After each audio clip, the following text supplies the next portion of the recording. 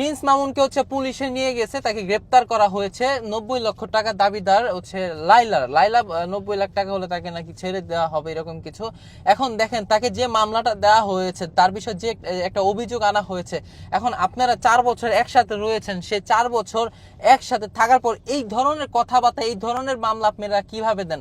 দেখেন এই যে এই ছেলেটা, এই মামুনের কথা বলতে চাই, এই মামুন হচ্ছে যেখানেই যাই, তো আমি কারো পক্ষে নিয়ে কথা বলতেছি না। ধরেন আমি আমার বউয়ের সাথে কোথাও ঘুরতে গেলাম, তখন পিছন দিয়ে যদি আমাকে কিছু লোক বলে যে হচ্ছে এই বুড়া বিড়ির জামাই, এই ধরনের কথা বলে আমাকে যদি ডাকা হয়, তখন আমার হচ্ছে এই যে মস্তিষ্ক আমার যে যে বিবৃতিকর যে তখন আমার মাথা কোথায় যাবে, যে আমি কাকে নিয়ে সংসার করি, যেখানেই যাই আমি হচ্ছে নিজে নিজে অপমান হইতে হয়। এই বিষয়গুলো আমার ভিতরে বারবার কাজ করবে, এবং হচ্ছে এই যে যখন এই বিষয়গুলো কাজ করবে, আমার তখন ভিতর এটাও কাজ করবে যে আমার তো এই বউকে হচ্ছে ছেড়ে দিতে হবে। তো এই বিষয়গুলো আমার ভিতরে কাজ করতে হবে। তো প্রিন্স মামুনের মাথায় এই ধরনের অবশ্যই কোনো কিছু কাজ করেছে। আর লাইলা আপু, আপনি তো নিজেও কিছুটা ফিল করতে পারছেন, তাকে যতটা আদর করেন না কেন হচ্ছে সে একদিন আপনাকে ছেড়ে চলেই যাবে। এটা হচ্ছে আপনি অবশ্যই আপনার জায়গা থেকে একদিন ফিল করেছেন। কারণ মামুন হচ্ছে এই যে অল্প 25 বছরের একটি ছেলে, তার সাথে মানে আপনার আর আপনি কিন্তু আপনার কথা তো আমি বললাম না, আপনার হচ্ছে এগের বিষয়ে আমার ধারণা নেই।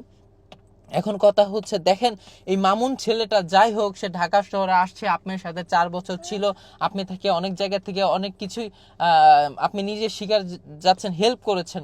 এখন আপনি তাকে উঠাইলেন, উঠানোর পরে তাকে এই যে জরিমানাটা ধরলেন, এবং হচ্ছে তাকে এইভাবে জেলে ঢুকাই দিলেন, এটা আসলে কোনোভাবে একসেপ্ট করার একটা বিষয় না।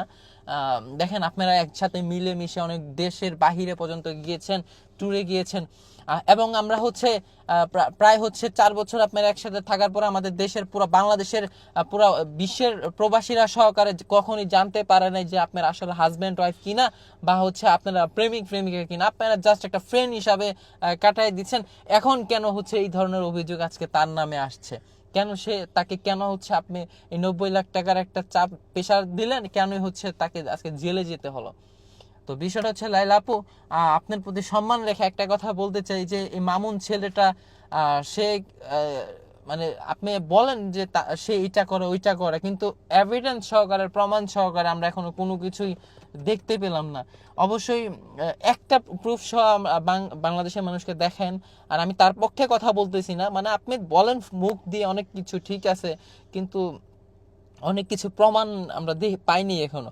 এখন এই যে ছেলেটাকে আপনি হচ্ছে একটা অযথা একটা মামলা, মানে হচ্ছে যেটা অযথায় বলতে গেলাম কেন, কারণ তার সাথে তো আপনি 4 বছর ছিলেন, 4 বছর থাকার পরে তাকে আপনি হেনস্থার একটা মামলা, যেটাকে আমি এটা মুখ দিয়ে উচ্চারণ করলাম না, বিভিন্ন জায়গায় নিউজ হয়েছে।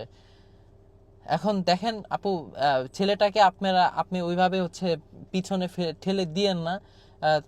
তাকে দেশের মানুষ ভালোবাসে, আপনাকেও দেশের মানুষ ভালোবাসে। আপনারা এটা একটা সমাধানে আসেন। সে 10 বছর জেল খাটবে আপনার মামলায়, ঠিক আছে, সে 10 বছর জেল খাটবে, এতে আপনার হচ্ছে কোনো কিছু কমবেও না বাড়বেও না। আপনার অনেক অর্থনীতি অবস্থা খুব ভালো, আর মামুনের অর্থনীতি অবস্থা আপনি নিজেও জানেন। এখন এই যে ছেলেটাকে আমি আমার জায়গা থেকে বলবো, আমার জ্ঞানে যতটুকু আর কি আসে, যে তাকে এই জিনিসগুলো আপনারা পারিবারিক বিষয় বসে সমাধান করেন, এই হচ্ছে বিষয়।